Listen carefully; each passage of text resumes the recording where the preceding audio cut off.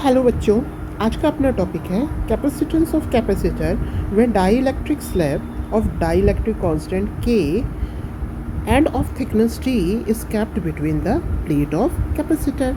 तो देखिए, ये रही अपनी कैपेसिटर की प्लेट्स।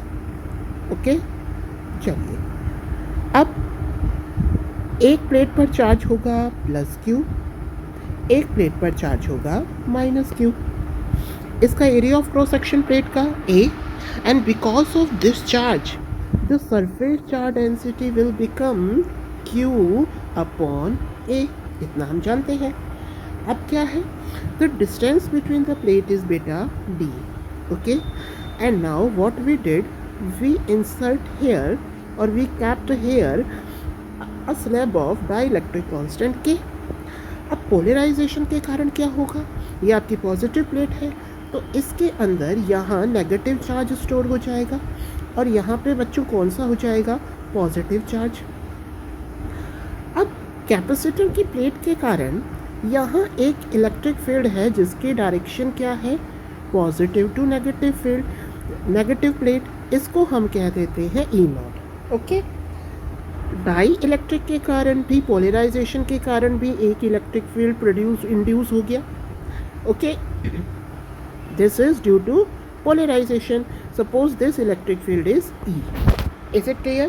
Okay, चलिए अब हमें निकालना क्या है, what we want to find out, we want to find out the value of capacitance, and the capacitance is what, Q upon A, sorry V. What is capacitance, Q upon V. Is it clear? ठीक है, तो हमें निकालना है capacitance. तो इसके लिए क्या करें, V की वैल्यू फाउंड आउट करनी पड़ेगी। हम जानते हैं कि V क्या होता है, V होता है बेटा E डॉट D। क्या होता है, E डॉट D। अब एक चीज़ देखिए, इस फॉर्मूले से हमें V निकालना है, लेकिन यहाँ तो दो इलेक्ट्रिक फील्ड है, एक इलेक्ट्रिक फील्ड तो E0 और एक इलेक्ट्रिक फील्ड है E। अब आप देखिए कि ये जो E0 फील्ड है ये इस रीजन में और इस रीजन में ही है। इसका मतलब कितने में है, ये D माइनस T में। इसकी थिकनेस कितनी है, इसकी थिकनेस है D। ठीक है, तो ये जो इलेक्ट्रिक फील्ड है बेटा E0, ये किस में काम कर रहा है, D माइनस T में। और ये जो इलेक्ट्रिक फील्ड E है ये कितने में काम कर रहा है, T में। तो V की वैल्यू क्या हो गई, V हो गया हमारा अब V is equal to E0 D minus T plus E into T।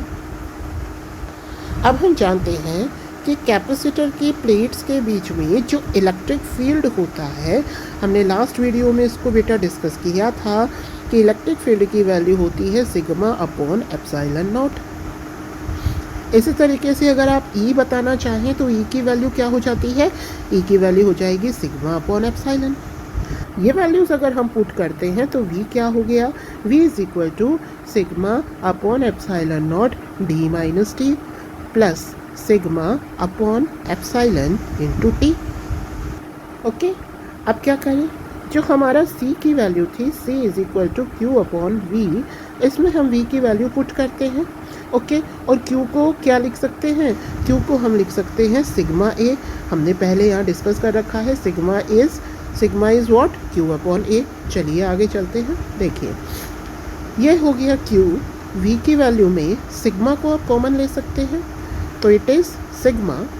Okay बेटा, now it will become D minus T upon epsilon not plus T upon epsilon.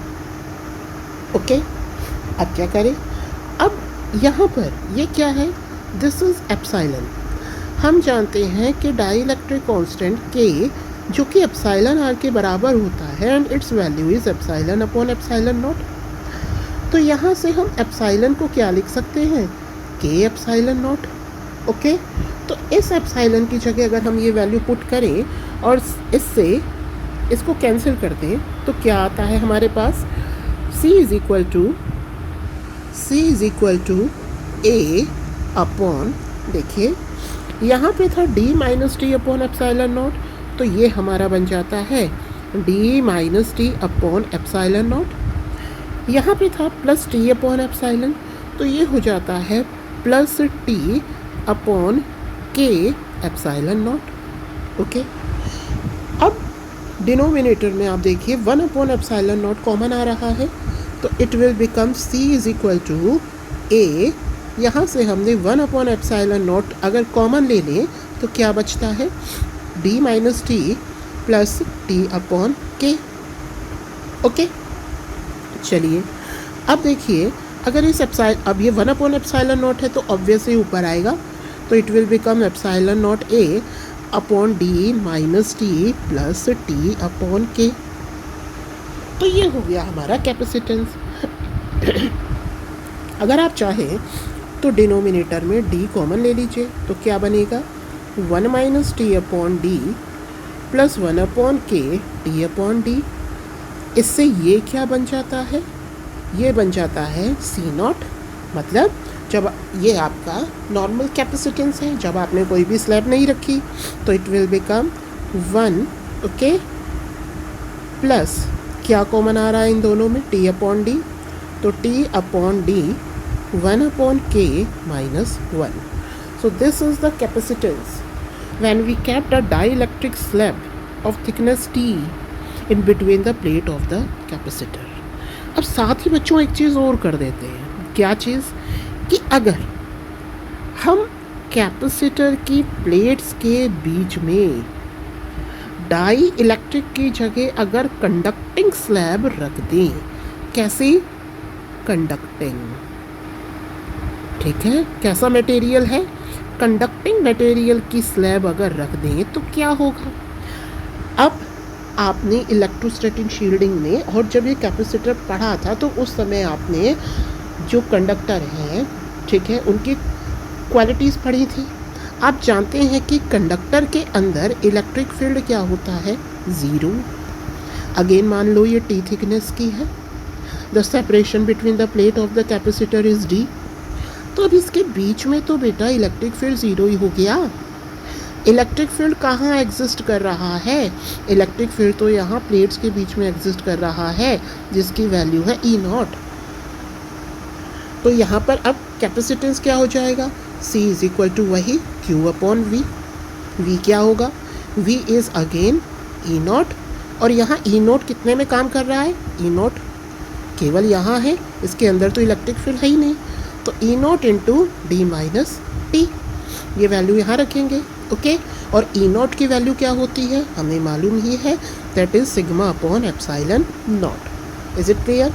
ये सब वैल्यूज़ अगर हम यहाँ पुट करेंगे तो C will become Q upon epsilon naught D minus T, है ना।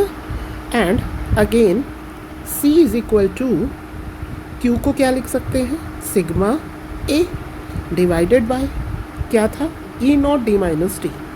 E0 क्या था बेटा अपना E0 था sigma upon epsilon not and here D minus T. Cancel, what it will become, it is epsilon naught A upon D minus T। So this is the capacitance when we kept a dielectric नहीं, conducting slab, a conducting slab of thickness T। Is it clear? So this is the capacitance। I hope आपको समझ में आया होगा। Next video में हम capacitor in series and parallel की बात करेंगे, एंड आफ्टर दैट इसके न्यूमेरिकल करेंगे। तब तक के लिए bye bye, have a nice day.